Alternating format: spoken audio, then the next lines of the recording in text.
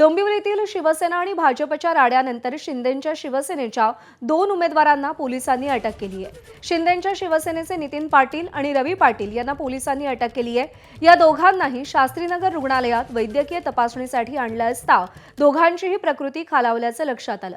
पुढच्या उपचारांसाठी दोघांनाही ठाण्यातल्या रुग्णालयात हलवण्यात आले।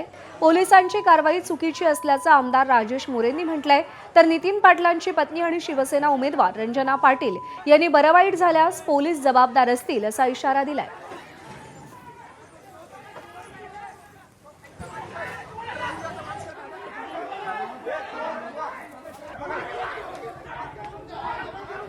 पेशंटला आमचे जे 2 उमेदवार आहे ही सर्वस्वी जबाबदारी पोलिसांची आहे। जर काही दुर्घटना घडली काय झालं तर सर्व जबाबदारी पोलिसांची असणार आहे।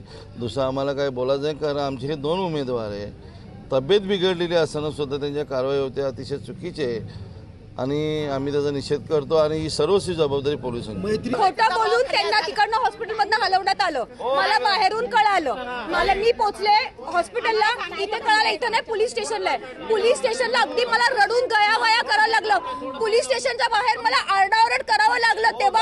तेव्हाही सांगितलं नाही, नंतर तिकडनं बाहेर काढलं। तिथेही मला तिथं की हे काय कुठला दबाव तंत्र आहे? खरंच लोकशाही आहे, सुशिक्षित सुसंस्कृत डोंबिवली आहे। आमच्या समोर आता प्रश्न उभा राहिला आहे, खरोखर निवडणुका ह्या म्हणजे निरपेक्ष होतील का? हे काय चाललंय?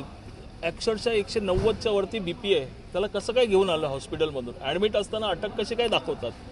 आणि अटक उद्या काय झालं आमच्या उमेदवारांना? आज परिस्थिती तुम्ही बघितली असेल, अत्यंत बिकट। सगळ्या महिला कुटुंबाची अवस्था बघा काय आहे।